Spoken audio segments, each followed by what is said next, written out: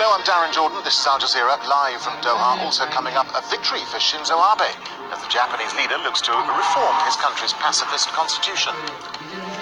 An exclusive look inside Central Command, the desert airbase in Qatar, some call the most important military facility in the world. Plus, when the angry villagers saw that, they thought he was a vampire.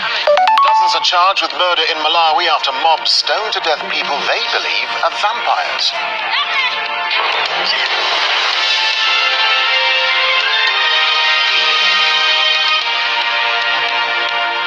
Welcome to the programme. Despite hopes of a breakthrough, it seems the Gulf crisis that's seen Qatar living under a blockade for nearly 5 months will drag on. US Secretary of State Rex Tillerson's in the region, but says the Saudi Arabian-led bloc is not ready to talk. Well, after meeting Qatar's Emir Sheikh Tamim bin Hamad Al Thani in Doha, he called on all sides to de-escalate tensions, but said the US couldn't force any discussions. Well, Tillerson flew from Saudi Arabia, where he met King Salman, but there were no indications of progress. He also held talks there with Iraqi Prime Minister Haider al-Abadi and says he wants to counter Iranian influence in Iraq. Patty Colhane reports from Doha. He talked tough on his way over, blaming the Saudi-led coalition for the impasse. But in the region, the tough talk stopped. Meetings with the Crown Prince Mohammed bin Salman asked him to please engage in dialogue. There's not a strong indication that parties are ready to talk yet. And so we cannot force talks upon people who are not ready to talk. Still, U.S. Secretary of State Rex Tillerson took great pains to compliment the Qataris. Significant progress has been made in a number of important efforts in our counterterrorism joint efforts, including sharing of terrorist list, terrorist financing. We've participated in a number of counterterrorism technical sessions and training, and significant steps have been taken to enhance aviation security. He didn't criticize the blockading countries, not even after the Saudis seemed to publicly slight him by sending the deputy minister of protocol to the airport. For his part, the Qatari foreign minister is clearly frustrated by the behavior of the 4 blockading countries. I also feel sorry to say that they are not ready to face this issue and to tackle with dialogue the reasons for this crisis. These countries have resorted to undiplomatic methods that have nothing to do with modern diplomatic channels, and this is no good. Secretary Tillerson isn't leaving the region, and he is expected to do one more press conference, this time on his own here in Doha. So that means he has one more chance, however unlikely, to try and put some public pressure on the blockading countries to try to resolve this crisis as it begins to enter its 5th month. Patty Colhane, Al Jazeera, Doha. Well, Jonathan Crystal is a fellow with the World Policy Institute. He says the US could do more to push the situation forward. The U.S. certainly has leverage, and Tillerson's claim that all we can really do is ask and can't force people together is sort of laughable. Now, there might be contexts in which that's true, but in this case, the U.S. has a lot of leverage over Saudi Arabia in terms of arms sales that haven't gone through yet, that are sort of on board. There's certainly much more diplomatic pressure. There's financial pressure. But that really has to come from the top or from a sort of unified administration speaking with one voice. And if the Saudis think they can go around Tillerson directly to the president, and they're probably right about that, then why should they actually listen to him? Why should they agree to talks when they think that they can wait out the clock? Meanwhile, US Defense Secretary James Mattis is in the Philippines, where he's due to meet defense ministers from Southeast Asia. Security issues and North Korea's nuclear and missile threats are high on the agenda. Jamila Alindogan has more from Manila. The meeting of defense ministers north of Manila is expected to last for 2 days. According to security experts, the role of President Rodrigo Duterte as chairman of ASEAN this year is seen to be critical. According to U.S. Defense Secretary Jim Mattis, they are also here to prepare for the upcoming visit of President Donald Trump to the Philippines in November. He also congratulated the Philippine military for its efforts in fighting pro-ISIL groups in Mindanao. Just last week, the Philippine government declared Marawi City in the southern Philippines liberated from a pro-ISIL group called the Maute after more than 5 months of incessant fighting.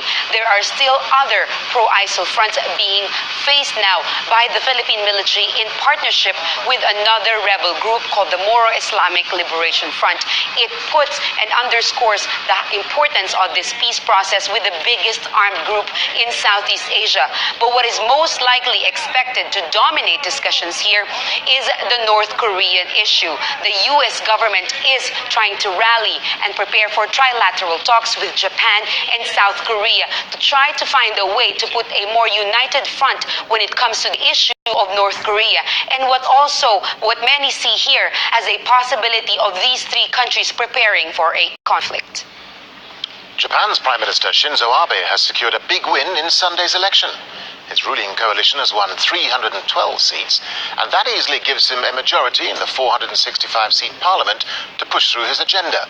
Abe hopes to change the constitution and develop a fully fledged army.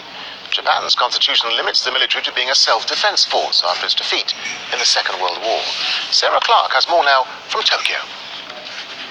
A resounding victory indeed. Two-thirds majority, which has been titled the super majority in both the upper and lower house. 312 of the 465 seats that were up for grabs. And as you can see, the local papers, they're reflecting this. Two-thirds, again, we have on this headline, this one, 1/2 Abe to continue. So Abe spoke to the media last night. He said he will reflect on these results with humility.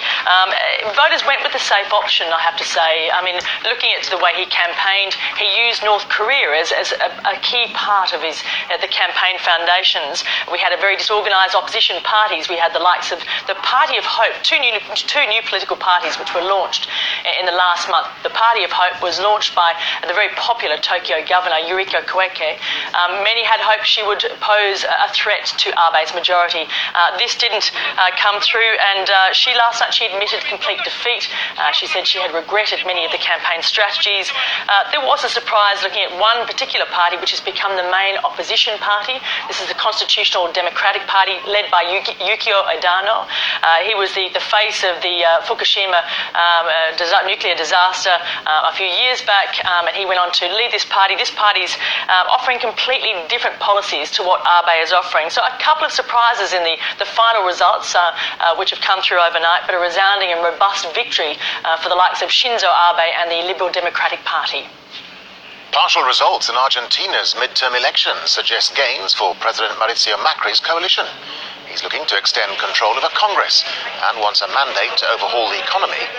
Wins in key districts could give his coalition its first legislative majority since he took office in 2015. Daniel Schreimler has more from Buenos Aires.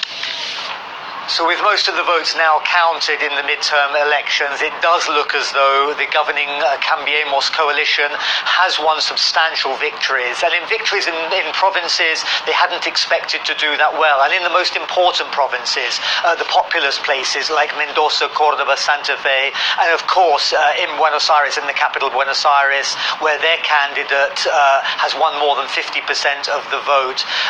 The other parties, the opposition parties, will be scrutinizing the results in the next few days, none more so than the former President Cristina Fernandez de Kirchner. She finished in second place in the race for a Senate seat representing the Buenos Aires province, the most populous province in the country. She will say it's some kind of victory, but she finished a second place behind the Cambiemos candidate, Esteban Bullrich. She will take that seat in Senate, but it's not quite the platform I think she was hoping for towards her presidential aspirations in the elections in 2019. So the vote's still being counted and will be for some hours to come. But it's Cambiemos, the Cambiemos governing coalition, who are celebrating in their headquarters in Buenos Aires, talking about the mandate they now have to put forward policies with a stronger force in the Congress and in the Senate to push forward economic policies they say are necessary to boost Argentina's economy. 13 people have been killed in a suicide bombing in northeast Nigeria. 5 others were injured in Maiduguri. The target was a camp for people who have fled the conflict with the armed group Boko Haram. Zimbabwean President Robert Mugabe has been removed as a goodwill ambassador for the World Health Organization, just 2 days after he was appointed. It follows a backlash from international leaders, activists and health groups who say Zimbabwe's own health service is collapsing. Mugabe's been criticized for going abroad for medical treatment. South African media activist Micah Reddy told us why there was so much anger over Mugabe's appointment. Well, he's very good at looking after his own health. He regularly jets off to Singapore for medical treatment abroad. His ministers and high-level politicians often use private South African healthcare facilities, while ordinary Zimbabweans die in dilapidated hospitals waiting for treatment. The healthcare system in Zimbabwe is collapsing because of economic collapse that is a result of ZANU-PF policies and ZANU politics. This is a regime that spends 91% of its tiny budget on paying salaries and yet cannot afford to pay nurses and doctors who regularly go on strike. And if you recall, in 2009, there was a cholera outbreak that killed 4,500 people or thereabouts, and this is a preventable disease. So this is all political, and it's a slap in the face for ordinary Zimbabweans. So it is quite hard to understand the support, and of course, it's not just about healthcare. The regime is one that is marked by brutality, that rules with an iron fist, and that has left ordinary Zimbabweans in a dire situation. So it is hard to understand where the support for Mugabe does come from, and he does have some support, although his legitimacy is certainly crumbling. I think in order to really understand this, one has to look at the complex legacies of colonialism and imperialism and neo-imperialism. Lots more still to come here in Aljazzera, including leaders in Spain and Catalonia refuse to budge in the deepening political crisis. Plus, he rebuilt France after the revolution. Of course, there are parts of history that are hard to accept.